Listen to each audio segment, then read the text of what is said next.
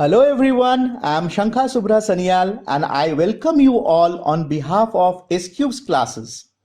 Well, I'm really thankful to all of you for your overwhelming response. The amount of love that you have shown through your mails, through your feedbacks, I'm really grateful. I'm really privileged. Types of quadrilaterals. Objectives: to learn about types of quadrilaterals, to learn about characteristics of different types of quadrilaterals. Dozo and Mozo are playing a game of treasure hunt. Mr. Genius is there to help and guide them as and when required. They are to open a number of gates to reach the treasure. At every gate, they would be given a clue, and if they interpret the clue correctly, the door would open, and in case they fail, they would have to restart the game. At the first gate, they are asked to touch the quadrilateral glass to open the gate. They know that a four-sided closed figure is called a quadrilateral. Dozo touches the right glass, and the gate opens. At the second gate, they are asked to identify a trapezium. Mozo is confused and says that he is not sure as to which one is a trapezium, and neither is Dozo sure of the same. They approach Mr. Genius for assistance.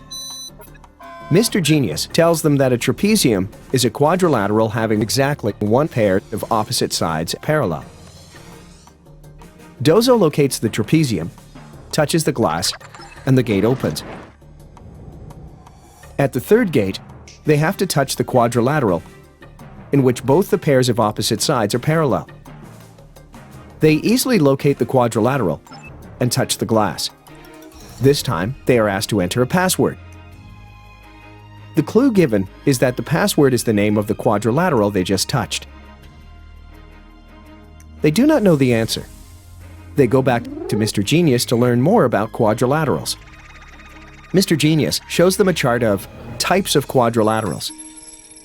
We have studied earlier that a four-sided closed figure is called a quadrilateral. In a quadrilateral, if exactly one pair of the opposite sides is parallel, then the quadrilateral is called a trapezium. In a trapezium, if non-parallel sides are equal, then it is called an isosceles trapezium. In a quadrilateral, if both the pairs of opposite sides are parallel, then it is called a parallelogram.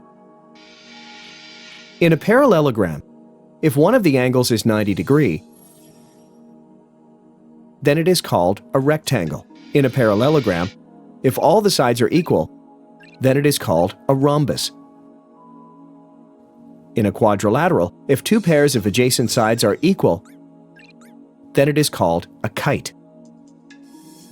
In a rhombus, if one of the angles is 90 degrees, then it is called a square.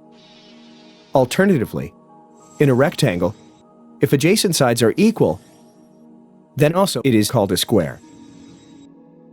After this interactive session with Mr. Genius, they successfully play the game and reach the treasure. Summary. In this session, we have learned the types and properties of quadrilaterals. So this brings us to the end of the lecture. Well, before I sign off, as I always do, I would request you, in case you have any queries, please do feel free to write to me at scubesclasses@gmail.com, or you can WhatsApp me on the numbers given on your screen. It would be a privilege on my part to be addressing your queries. Thank you so much.